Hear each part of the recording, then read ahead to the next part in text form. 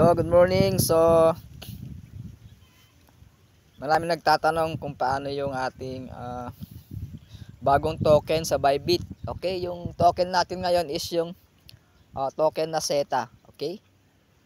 So, pwede kayo mag-stake doon sa Bybit at meron na rin sa sa OKX. Oh. Meron na rin SETA sa Binance. Pwede kang mag-trade doon. Okay? So, ang maganda sa SETA, bago yung token natin, so mababa pa yung presyo niya. Okay? Check nyo yung Bybit, andon yung price ng SETA. Okay? Pwede kayo mag-trade ng SETA doon sa Bybit, SETA, USDT. Then mag-stake kayo sa Lance Pool. Okay? Kikita kayo doon ng up to 95% ng kanyang APY. Okay?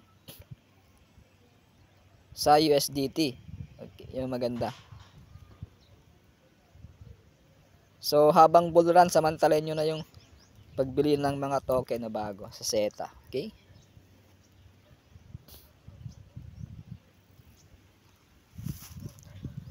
So, this Coach Jonathan Beat. So, God bless day. See you.